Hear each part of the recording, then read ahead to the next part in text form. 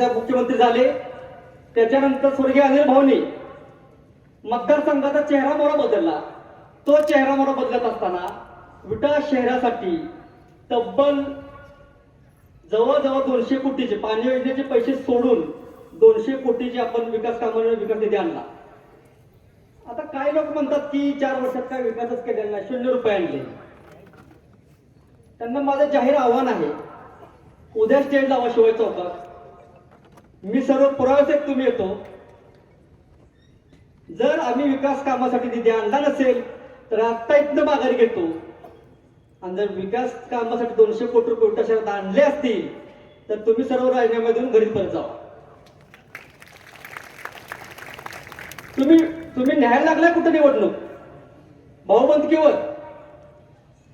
हा विषय नाही आहे. तुम्हाला विकास करता आलेला नाही आहे, तुम्ही काय करू शकलेलं नाही आहे, म्हणून तुम्ही डायव्हर्ट करायला लागला विषय. माझा त्यांना खडा सवाल, तुम्ही उठ्यासाठी काय केलंय ते सांगा आणि काय करणार आहे ते सांगा. कुठं आहे तुमचा मागचा जाहीरनामा? तो तुम्हीच उघडून बघा, त्यात तुम्ही काय केलं. दुसरा माझा सवाल असा आहे की ठीक आहे, तुम्ही पराभूत झाला, 2-3 महिने वाट बघितली, गेले 6 महिन्याला भाजपमध्ये गेला तुम्ही. गेल्या 6 महिन्यात उलट्यात तुम्ही 1 रुपया आणू शकलेला नाही. मग तुम्ही नेमकं भाजपमध्ये गेला कशासाठी? आम्ही सांगतो आम्ही काय केलं ते.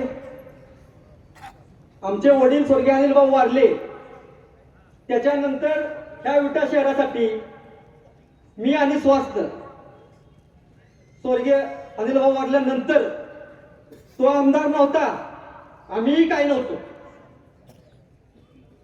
आपला मतदारसंघ विना आमदारांचा, विना सत्तेचा, आम्ही दोघं काय करतो होतो फक्त.